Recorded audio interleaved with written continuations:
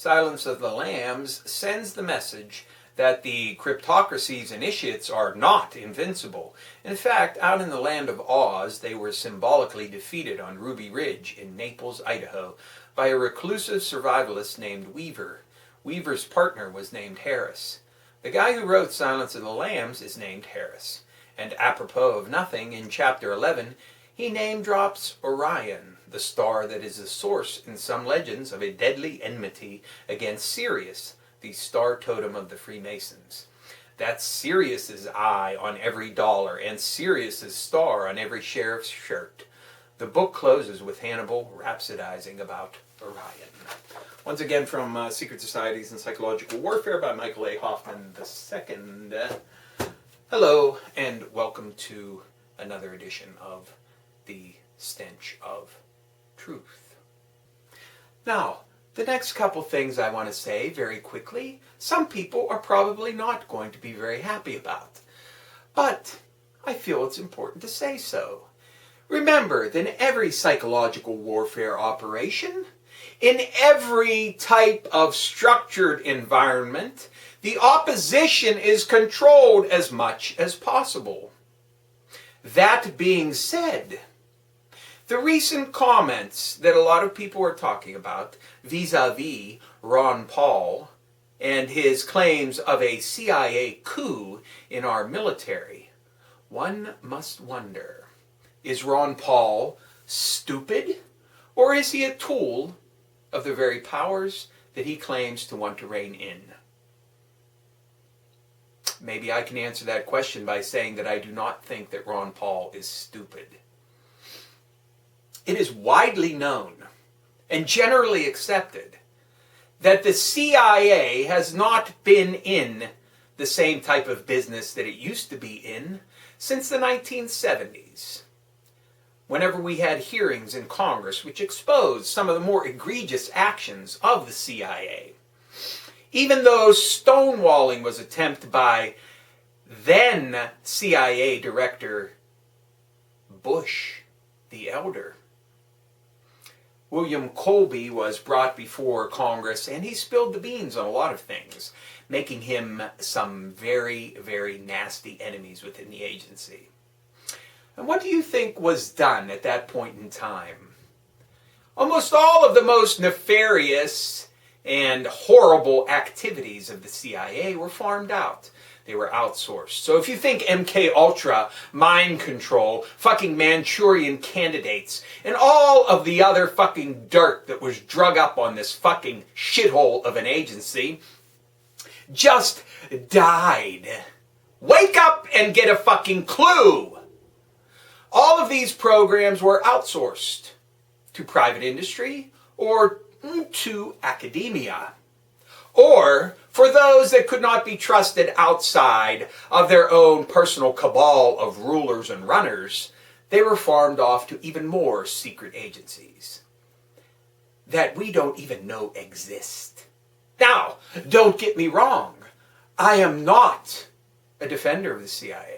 And I am not going to sit here and say that the CIA is not engaged in dirty tricks and doing various activities that are illegal, immoral, and unethical, because they certainly would be. They still have agents on the ground, and they still conduct a large portion of our intelligence gathering activities around the world. But for Ron Paul to say that the CIA has mastered a coup on our military and de facto on our foreign policy, by extension, illustrates to me that he's a tool. He's a tool, a useful tool. So I'd urge you, don't put your faith in anybody. Do not just blindly follow whatever anybody is trying to sell you. That includes me, number one. I don't want followers. I want doers. And I want people to do for themselves. Not for me. Not for anybody else. So don't put your faith in anybody. Not in any one person. Because chances are down the road you're going to find out the truth behind them. And this illustrates to me the CIA coup comment by Ron Paul that he is nothing but a tool. Because if he was going to speak the truth, he would be speaking the truth. And believe me, he knows the fucking truth. Because he's not a fucking idiot.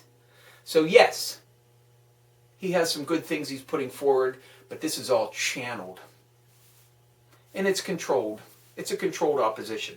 And the same thing can be said for Lord Monckton, who I see a lot of people passing videos around about. And this is an establishment person. Excuse me. An establishment person?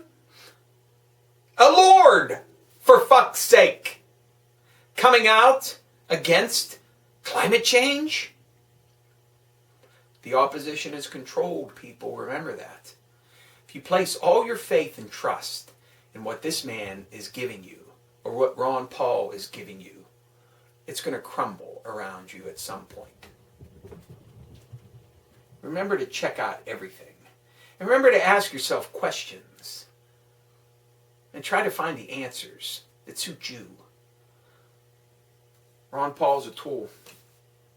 Because if he really was not a tool, he would not be saying something as ludicrous as what he's talking about. Because the real powers, the real agencies, the real controlling factions that run this government are not in the CIA anymore. Ever since the 70s, the CIA is a convenient whipping boy for the public and for Congress to come down on when there's heat on. You need someone to blame, you blame the CIA. That has been in place for decades. He knows it. I know it. And a lot of you probably know it too. Maybe you've already made the connection yourself. It's the whipping boy. He's doing the whipping. What does that tell you? You may not like it. You may not believe me. You may not think I'm right. That's fine. But I'm telling you right now, Ron Paul, a tool. A used and controlled opposition. Lord Monckton, same way. You see anybody rise out of the ranks? Someone who's part of the establishment, who all of a sudden comes out and tells you that whatever this particular thing is not true. You better damn well question it. And Ron Paul has been in politics long enough to know a hell of a lot more about what goes on in intelligence agencies in Washington, D.C. than I do. So he's not stupid. He knows exactly what he's doing. And he's doing exactly what he's told. Thank you. Good night.